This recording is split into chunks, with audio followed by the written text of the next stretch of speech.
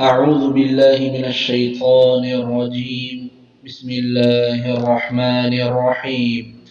إذا زلزلت الأرض زلزالها وأخرجت الأرض أثقالها وقال الإنسان ما لها يومئذ تحدث أخبارها بأن ربك أوحى لها يومئذ يصدر الناس أشتاتا ليروا أعمالهم فمن يعمل مثقال ذرة خيرا يره ومن يعمل مثقال ذرة شرا يره.